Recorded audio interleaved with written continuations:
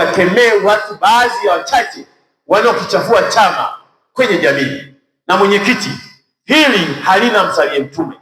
Kama mtu ni mwizi, hata kama amevaa shati ya kijani, huyo ni mwizi, ashughulikiwe barabara, kwa sababu uwizi wake hautofautiani.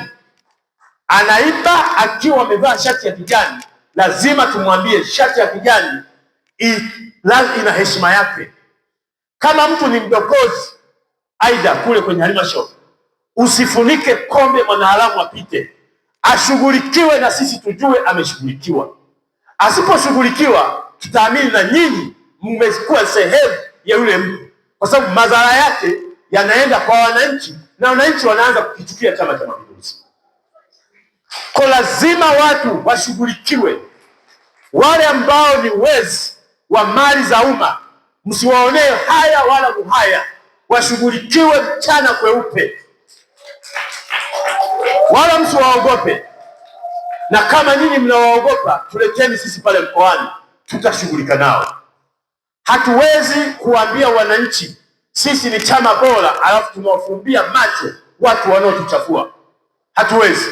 Lazima wananchi watutambue kwa matendo, na Mwalimu Nyerere alisema hata kama ni rafiki yako akujue kwamba hili haukupatani naye, umwambie kabisa tutakunywa chai, tutaiba pamoja, lakini swala la kumuonea mwananchi hatukupa pamoja. Lazima mwananchi apewe kipaumbele, na lazima tushughulike na shida za wananchi bila kuoneana haya. Hata kama ni rafiki yetu, tumwambie kwenye hili hapana, sisi tuendelee kujenga chama ambacho ni imara. CCM imekataza kwenye malengo namba 16 dhuluma, uonevu na rushwa, imekataza, iko hapo. Na kwenye viapo vyetu imesema rushwa ni adui wa haki. Watu hawasemi wanakichukia CCM, hapana, wanachukia baadhi ya matendo ya wana CCM kufanya kinyume na ubinadamu. Sasa haya tusipoyasema, tutakuwa ni waongo na tutakuwa ni wanafiki. Sasa niwaombe, kama ni diwani kwenye ODC, kalale mbele na ODC yako.